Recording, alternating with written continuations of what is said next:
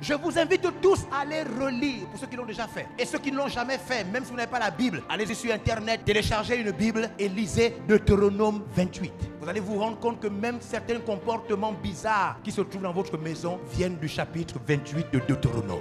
Deutéronome dit, je paraphrase maintenant, ce chapitre dit, lisez, faites passer les versets. Il dit, tu auras une fiancée, un autre prendra ta fiancée. Un étranger viendra d'ailleurs et te dominera dans ton pays. C'est dans Deutéronome 28. Je te frapperai des maladies qui ne sont pas écrites dans ce livre. Le VIH-Sida avait déjà été annoncé. Deutéronome 28 dit toutes choses sur les malédictions. C'est la raison pour laquelle il nous faut absolument attraper Jésus-Christ, nous donner à lui et nous exposer à l'obéissance de sa vérité comme une puissante chaleur. Laissez-moi vous donner les 4 éléments qui peuvent faire sortir votre famille, votre vie, votre scolarité, votre entreprise, votre église et même votre avenir de la malédiction.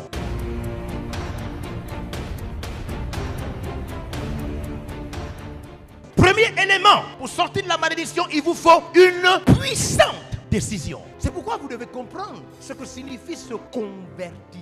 Beaucoup de personnes viennent à l'église. Vous leur dites Dieu t'aime, Jésus t'aime. Vous allez voir qu'ils font comme s'ils sont touchés. Après, ils lèvent la main, ils disent moi je deviens chrétien. Après vous remarquez quoi? Les semaines qui arrivent, les mois qui arrivent, ces personnes ne viennent plus à l'église. Pourquoi?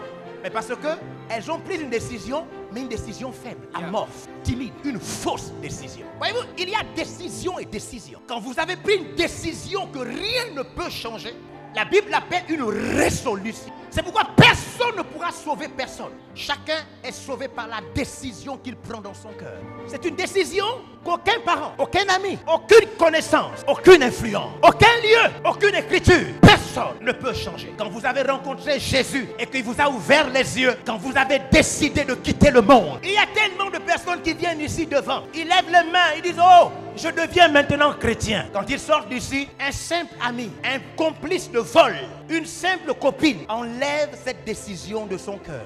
Alors il faut comprendre que quand vous voyez quelqu'un qui vient à l'église, qui accepte Jésus, et puis après, il n'est plus chrétien, sa décision était fausse, faible. Il n'a pas pris une puissante décision. C'est la qualité de la décision qui vous transporte des ténèbres dans le royaume du Fils de son amour. Quelqu'un peut dire, oh Seigneur Jésus, rentre dans mon cœur, je t'accepte, je deviens maintenant enfant de Dieu. Tant que la décision n'est pas vraie, tout ce qu'il dit est faux. C'est cette décision qui commence à briser la malédiction dans la vie de quelqu'un. La décision de devenir enfant de Dieu. Une décision puissante vous fait sortir de la malédiction. Nous espérons que vous avez été bénis par ce message de l'apôtre évangéliste Georges Olivier Bazaboa. Vous pouvez permettre à d'autres personnes de jouir de cet enseignement en devenant partenaire par vos dons, dîmes et offrandes au numéro de compte inscrit. Que Dieu vous bénisse, vous qui permettez à l'évangile de se répandre par votre participation financière.